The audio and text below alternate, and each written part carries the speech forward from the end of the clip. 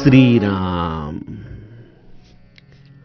आपल्या सर्वांच्या हृदयस्थ वसणाऱ्या आत्मारामास साष्टांग प्रणिपात करून गोस्वामी तुलसीदास रचित श्री रामचरितमानस या ग्रंथातील जो सप्तम सोपान उत्तरकांड याचं आपण चिंतन करत आहोत.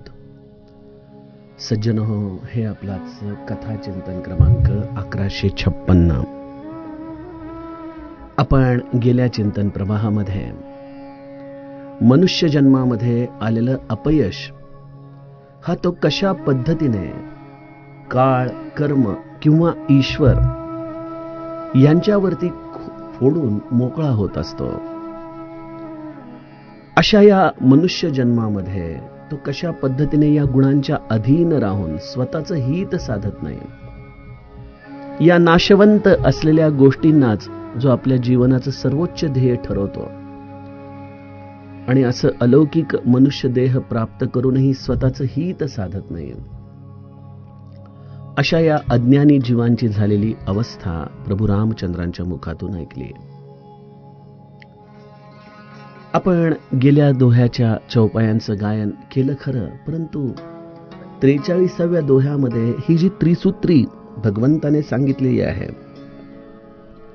त्या चिंतनाची गुह्यताच मनाला कुठेतरी स्पर्श करून गेली. आमचं हे अज्ञानच जणू काही एखाद्या आरशाच्या रूपाने प्रभू रामचंद्रांनी आम्हाला दाखवलं. म्हणून भगवंत शेवटच्या टप्प्यामध्ये आपल्याला सांगत होते की एत न कर फल विषय न भाई, स्वर्ग स्वल्प अंत दुःखदायी.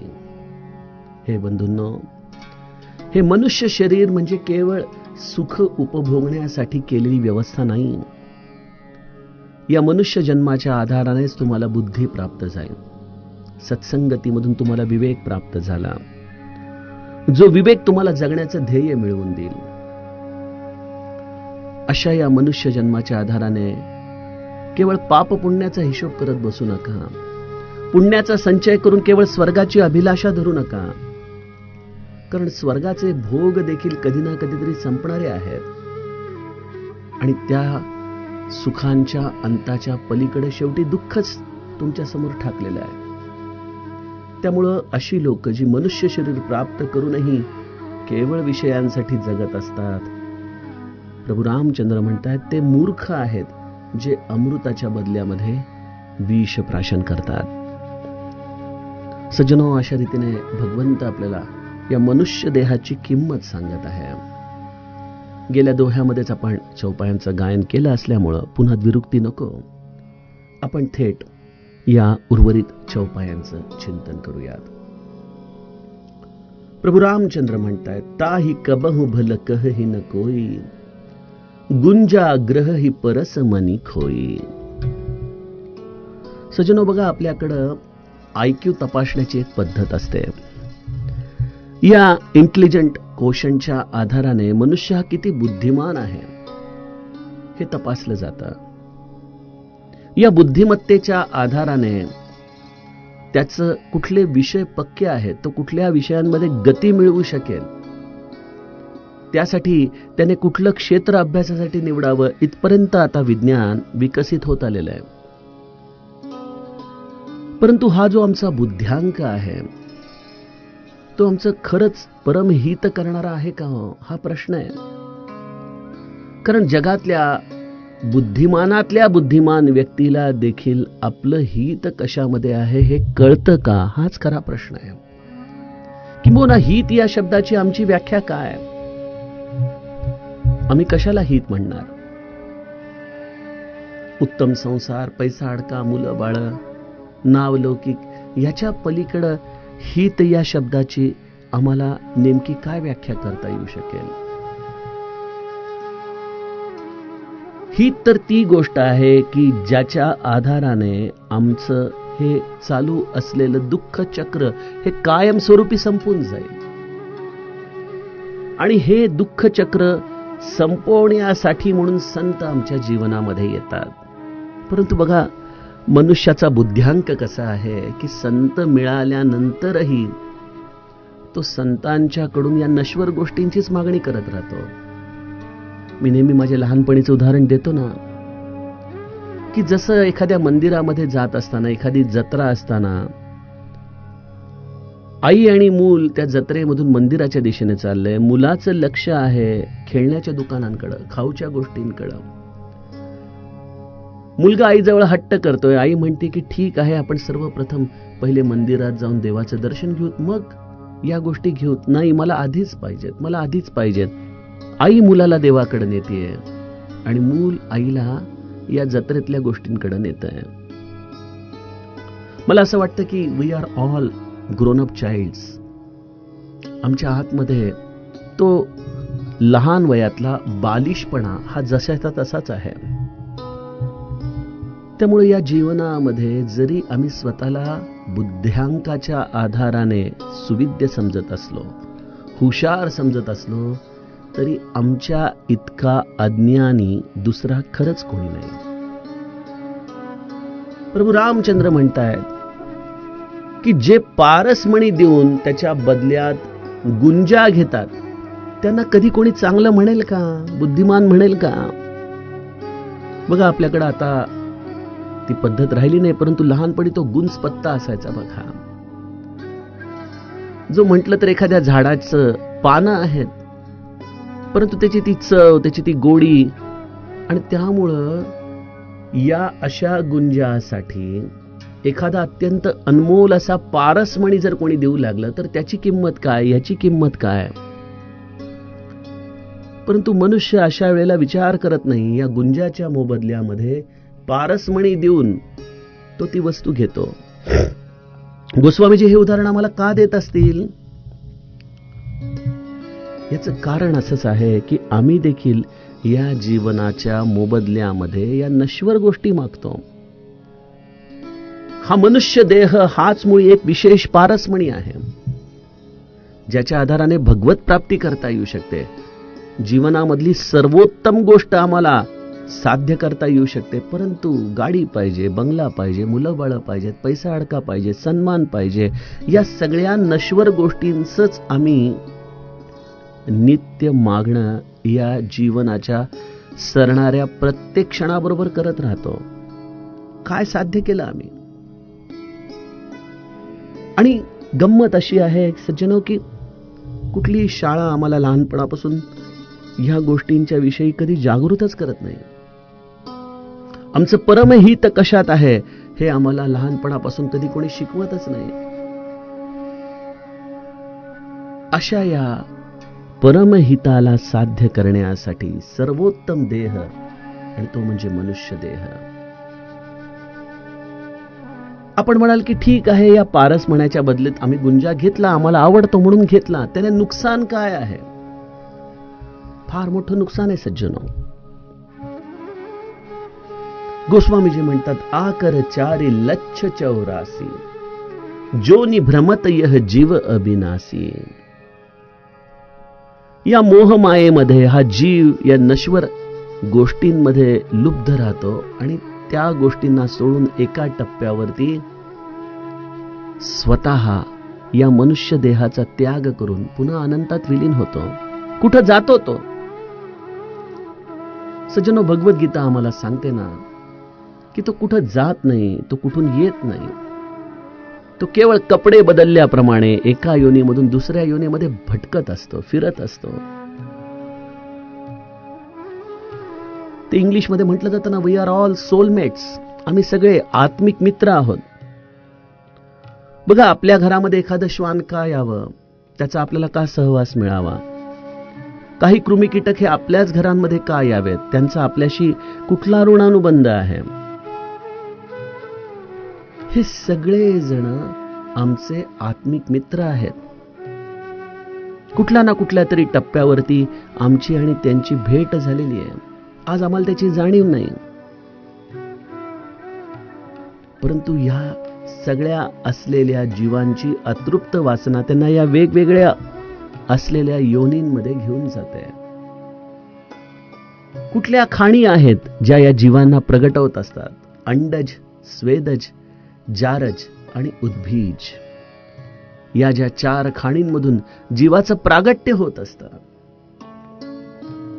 अशा या अविनाशी जीवांना या 4 पद्धतीने कुठला ना कुठला तरी देह आपापल्या कर्मसंस्कारानुसार धारण करावा लागतो. मनुष्य देहामधून खरं तर या इतर योनींमध्ये जाणं म्हणजे आपली अवनती करण्यासारखं आहे, डिग्रेडेशन करण्यासारखं आहे. कारण अशा या योनींमध्ये आम्हाला जगण्याची केवळ 3च गोष्टी माहिती आहेत: निद्रा, भूक आणि मैथून. याच्या पलीकडं जीवन जगण्याचं आणखीन काय प्रयोजन आहे याची आम्हाला कल्पना नाही सज्जनो. आज प्रभू रामचंद्र ही गोष्ट आम्हाला का सांगतायत? कारण हा रवींद्र पाठक त्या शब्दांना ऐकू शकतो, बोलू शकतो, त्याच्यावरती विचार करू शकतो. हेच जर मी एखाद्या चिमण्या पाखरांना सांगायचा प्रयत्न केला तर कदाचित त्यांना हे कळणार नाही. मी कदाचित हा शब्द वापरतोय कारण तेवढी माझी पात्रता नाही की या प्रकृतीमधल्या चिमण्यांशी, या पाखरांशी, या असलेल्या वेगवेगळ्या योनीतल्या जीवांशी आपण संवाद करू शकू. काही पोहोचलेले संत असतात की जे प्रकृतीतल्या प्रत्येक तत्वाशी त्याच्या भाषेमध्ये संवाद करू लागतात, ती गोष्ट वेगळी. परंतु असा संत हा दुर्लभ आहे आणि तो किती जीवांना मिळणार? बहुतांश लोकांना तर आमच्यासारखेच जीव मिळतील की ज्यांना या समोरच्या प्राणी मात्राची भाषा येत नाही. भाषा काय, त्याची संवेदना देखील कळत नाही. कोण उद्धार करणार त्यांचा? मनुष्य योनी ही एक अशी आहे जिथं मनुष्याला विचार करता येतो, ज्याला संतांनी दिलेल्या बोधाप्रमाणे आचरण करता येतं. म्हणून समर्थांनी स्तवनाच्या दशकामध्ये नरदेह स्तवन हे फार सौंदर्याने आपल्याला सांगितलेलं आहे. अन्यथा मनुष्य देहामध्ये येऊन या नश्वर गोष्टींसाठी हा पारसमणी असलेला मनुष्य देह हा विकून टाकणं हे फार घाट्याचा सौदा आहे, फार घाट्याचा. आपल्या खिशामधून कोणी 100 रुपये जरी काढून घेत असले तरी आपण किती जागृत असतो की या 100 रुपयामध्ये मला योग्य वस्तू मिळते ना, योग्य मोबदला मिळतोय ना. मग या उलट आम्ही या मनुष्य जीवनाच्या अमूल्यतेला एवढ्या क्षुल्लक गोष्टींसाठी का विकतोय? काय कारण आहे? विचार करायला हवा. अशा या योनींमध्ये फिरता फिरता जीव भ्रमून जातो. रामानंद महाराज म्हणतात ना की फिरता फिरता भ्रमलो नाथा, धीर कैसा मी धरू, मी तुझं विण काय करू. कुठं फिरतायत रामानंद महाराज? हे भ्रमण आहे सज्जनो, एका योनीमधून दुसऱ्या योनीमध्ये. जीवनाचे पूर्वसंस्कार घेऊन जगत राहणं, बस केवढं मोठं बंधन आहे जीवाला.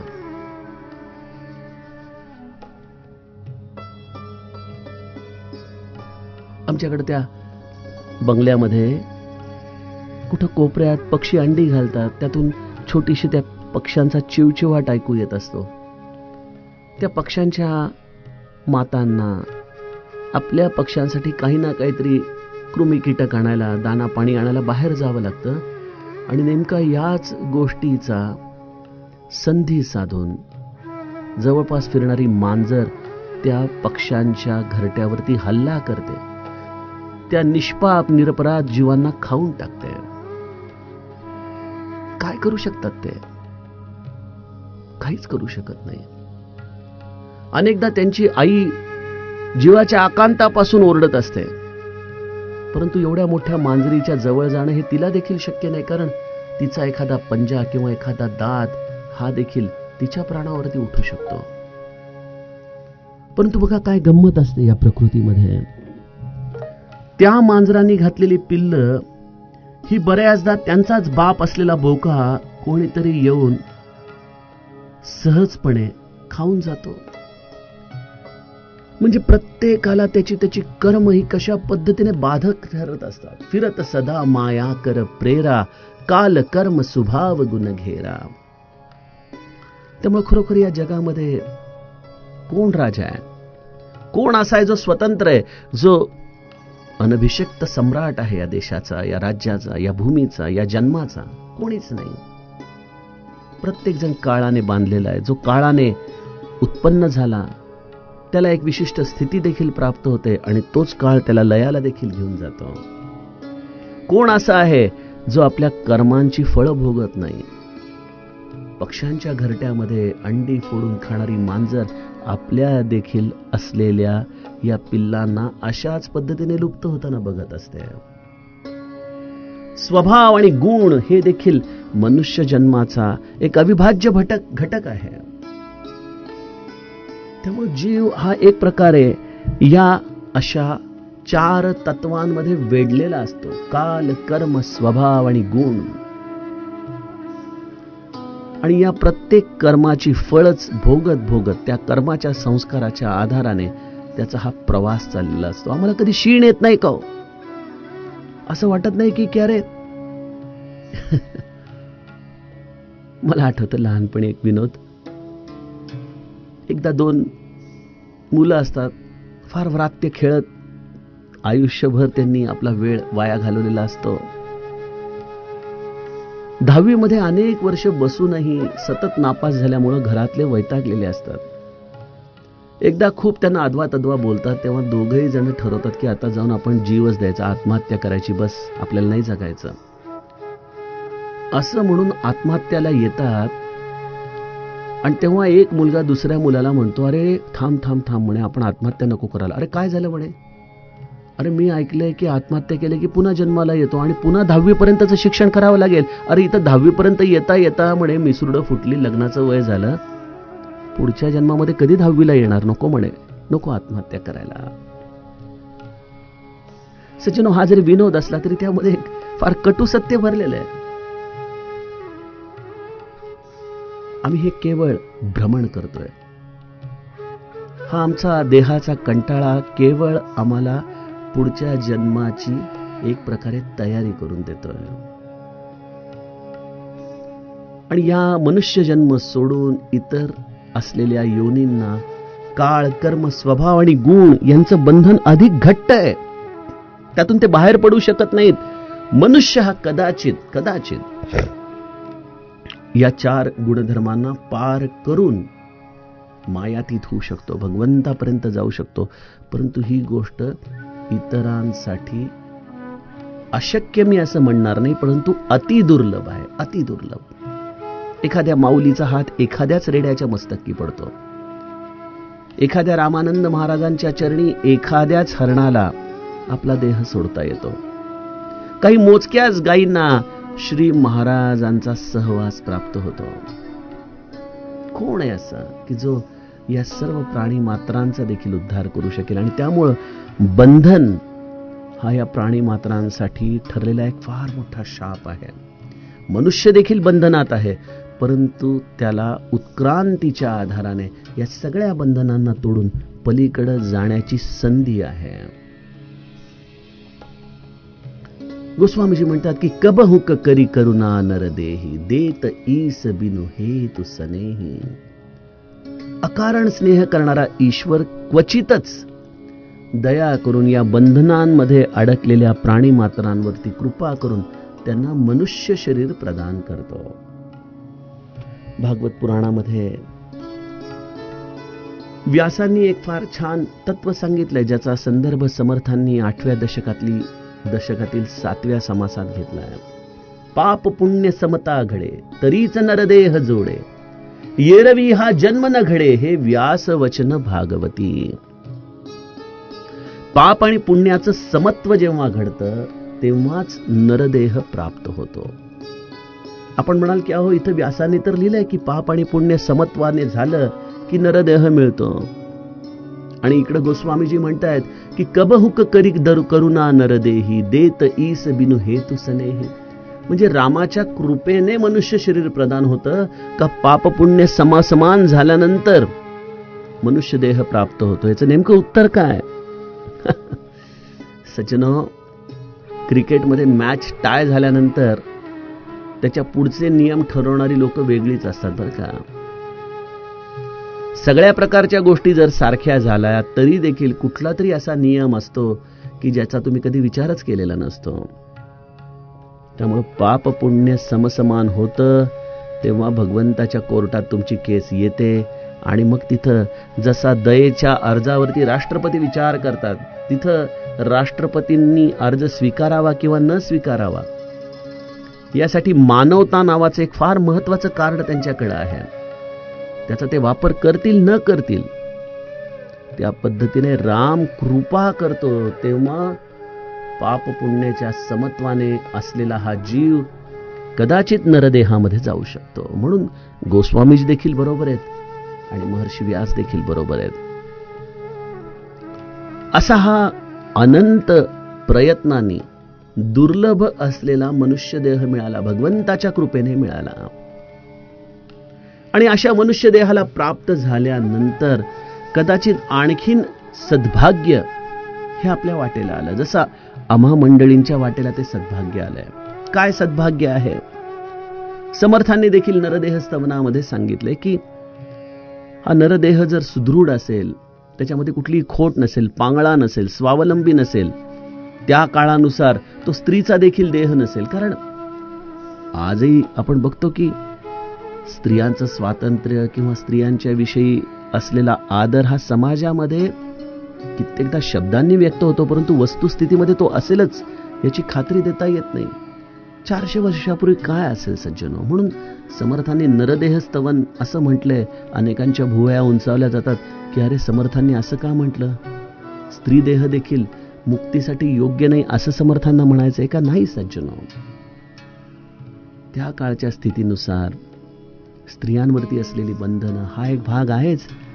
परंतु तसं बघितलं तर एका स्त्रीला आपलं सगळं घर, मुलं बाळ, संसार चालवून साधनेसाठी वेळ काढणं, स्वतंत्र विचार करत आपलं जीवन जगणं हे प्रत्येकाच्याच वाटेला या 21व्या शतकामध्ये देखील येत नाही.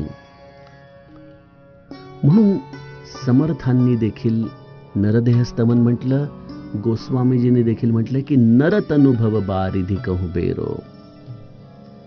भाषांतर करणाऱ्या व्यक्तीने सुलभतेने याला मनुष्य शरीर म्हटलं आणि ते योग्य देखील आहे, त्यात काही चूक नाही. हे मनुष्य शरीर भवसागर तरून जाण्यासाठी एक जहाज आहे. आता बघा, समर्थांच्या नरदेह स्तवनाच्या आधाराने विचार केला तर जहाज हे उत्तमच पाहिजे. आपण म्हणत की अहो हे जहाज सगळं चांगलं आहे, फक्त एक छोटंसं छिद्र आहे याला. कोणी घेईल का हो असं जहाज? कोणी बसेल का त्याच्यामध्ये? कारण तेवढं छोटंसं छिद्र देखील त्या जहाजाला बुडवायला हे पुरेसं ठरतं. त्यामुळे गोस्वामीजी त्याला जहाजाची उपमा देतात. अशा या जहाजामध्ये आपल्याला सर्व दृष्टीने योग्य शरीर, योग्य देह मिळणं हे उत्तम जहाज आहे. विचार करा, चला आम्हाला हे उत्तम जहाज मिळालेलं आहे. मग आणखीन सद्भाग्य काय? सन्मुख मरुत अनुग्रह मेरो. माझी कृपा हाच अनुकूल वारा आहे. भगवंताची कृपा हा अनुकूल वारा.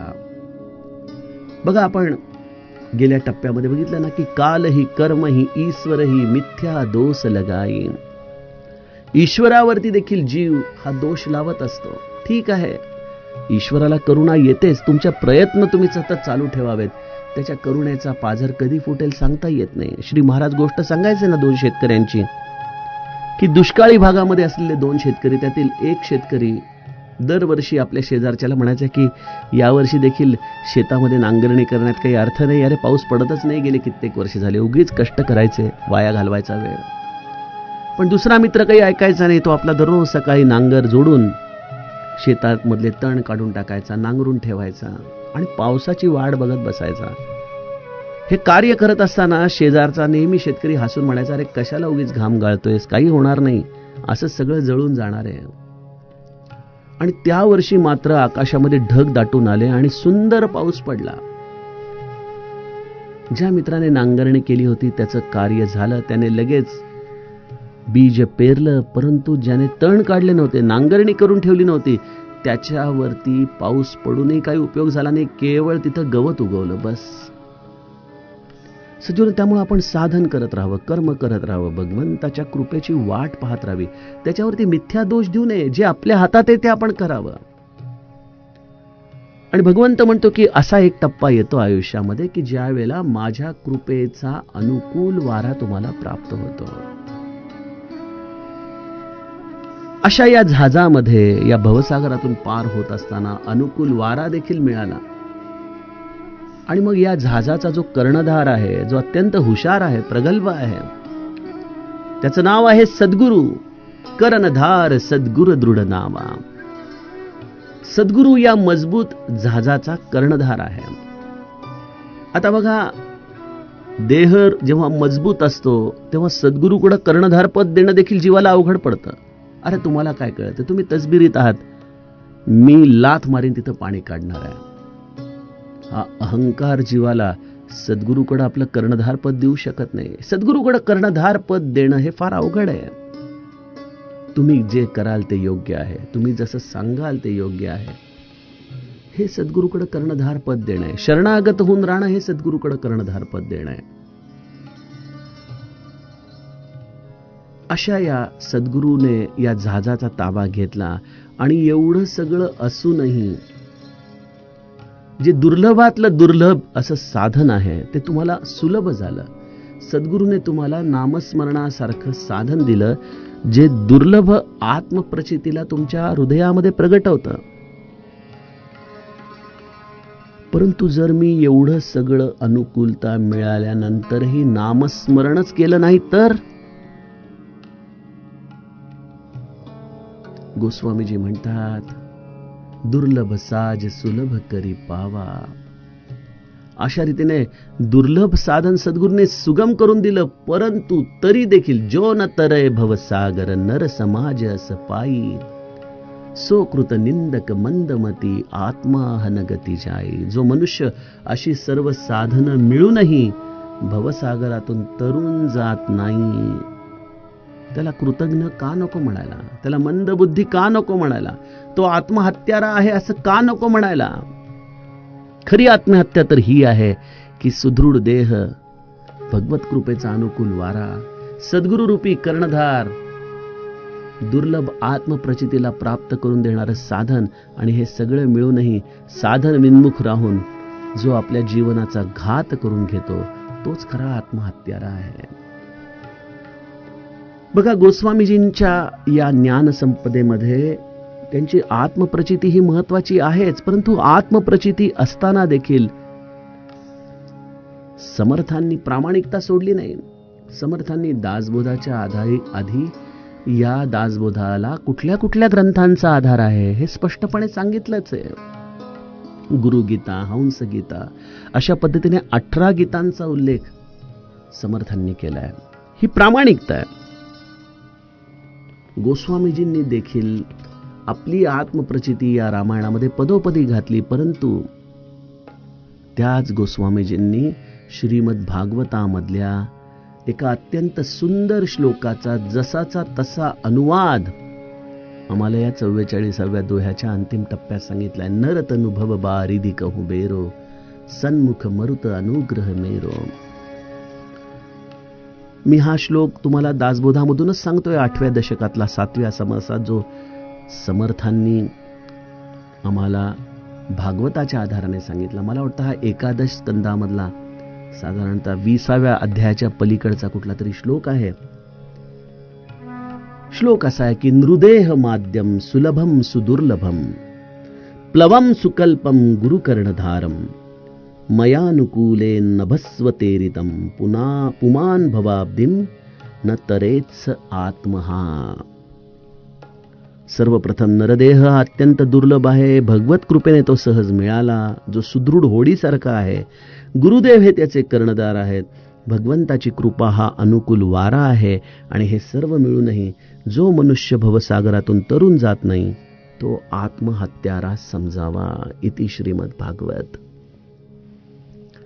त्यामुळे सज्जनो, छो शास्त्र सब ग्रंथ न कोरस हे जेव्हा गोस्वामीजी रामायणाच्या आरतीत सांगतात तेव्हा रामायणाची चौपाई, त्याचं चिंतन हे तुम्हाला साहीही शास्त्रांचं मंथन करून देतं. बरं, इथं केवळ गोस्वामीजींचा कल्पनाविलास नाही, त्यांची आत्मप्रचिती पदोपदी आहे.